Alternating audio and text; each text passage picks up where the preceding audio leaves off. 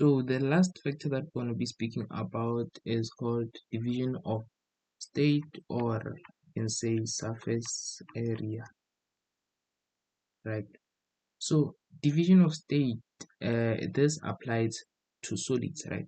So we'll just be looking at whether my reactant is in powder form or whether my reactant is in lumps or granules, right? So it applies to solids, and we check whether it is in lumps, it is in powder form, or it is in granules, right? This is what we check when we come to division of state, right? So we obviously know that something that is in powder form is gonna occupy a what? A larger surface area because it's powder. Like that's just common sense, right? So something that's in powder form occupies a larger surface area compared to something that's in lumps, right? Something that's in granules, right?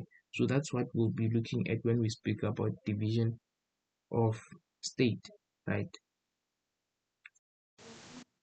Because powder has a greater surface area compared to lumps and granules, we say this has a greater division of of state, right?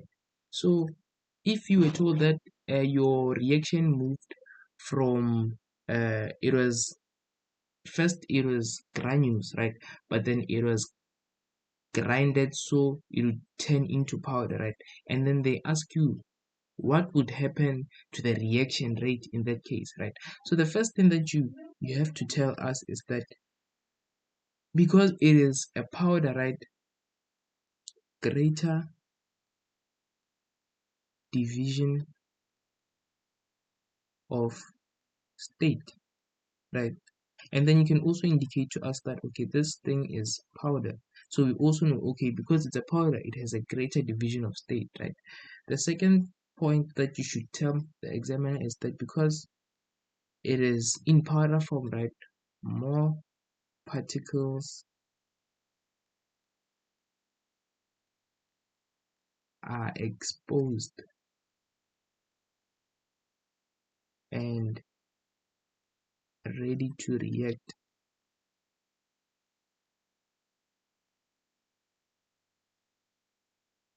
per unit volume, right?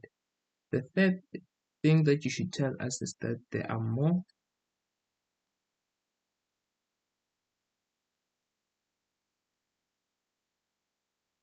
effective collisions per unit time,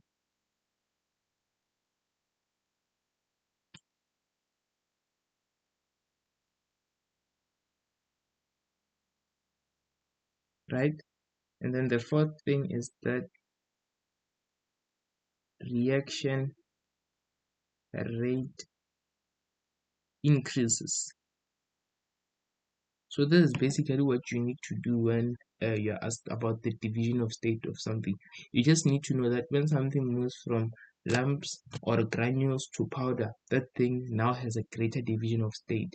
And then from there, more particles are exposed and ready to react per unit volume. There are more effective collisions per unit time, and the reaction rate increases, right? So this is all for rate and extent of reaction, right? Another thing that you should know, right, is that rate and extent of reaction is a question that is mostly brought in the form of investigations, right? So you should know that the rate of reaction, right, the rate of reaction will always be the dependent variable, right? Whereas the factors that affect reaction rate, right? The factors that affect reaction rate will always be the what? The independent variable. Factors that affect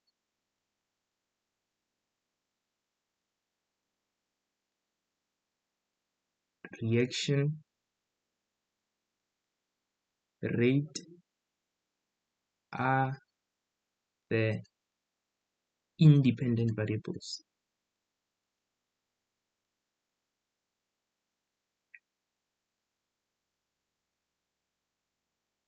You understand, right? So an easy way to try and remember all these factors is by using something we say it is precedent,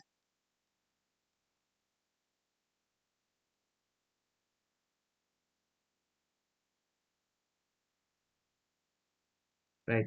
So obviously the P represents what? The P represents pressure, the C represents catalyst, the other C represents concentration,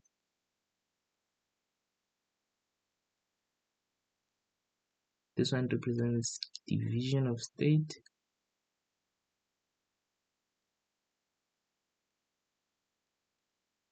this one represents temperature, and this represents the nature